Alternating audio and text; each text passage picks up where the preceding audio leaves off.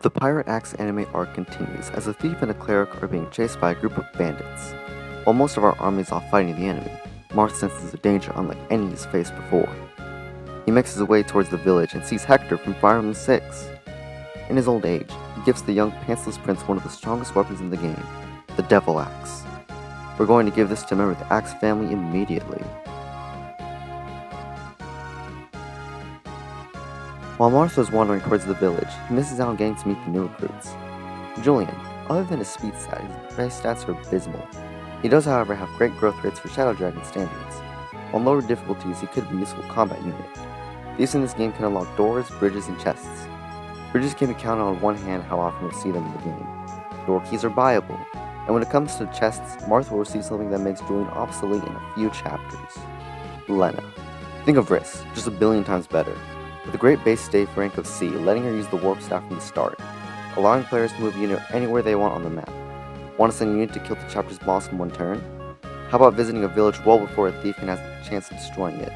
Lena can help with that. Also, by the late game, you'll receive the Hamurn stave, allowing you to repair any weapon which can only be used by Lena. Lena is a must-have in any playthrough. By the uncultured bandits in this game, she's considered to be a witch for those reasons. Navarre has a respectable C weapon rank and comes with a killing edge. If we're being honest, just trade that to Ogma, who has a higher strength and speed base. He has a decent reclassing option in Cavalier, which allows him to keep the sword rank. The downside is he'll start with E rank and lances. More about this reclassing option next chapter. This is one of the few chapters in the series that has more playable units than enemy units right from turn 1. The problem is, no one in my army is going to be able to take out the enemies by themselves without a lucky critical hit. I placed the rest of my army on the right side of the mountain.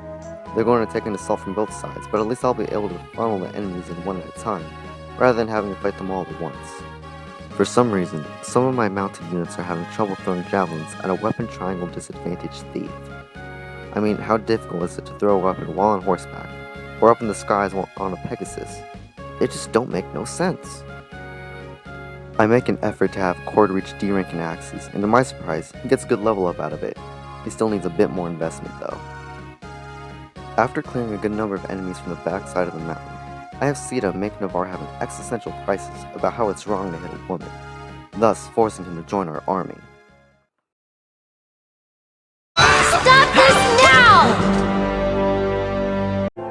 If you still intend to use your sword on Oguma, you'd better be prepared to use it on me first! Hyman is the bulkiest and speediest boss we have faced on our journey to reclaim our pair of pants. I consider Seiscum to get a critical hit with Ogma, but in the end that isn't even necessary, since Ogma channels his inner anime incarnation and crits the boss anyways. I want to show that the almighty Devil Axe in this game is a viable weapon by having Bars land the final strike on Hyman. With only a 25% chance of having it backfire on him, Bars gets the well-deserved kill.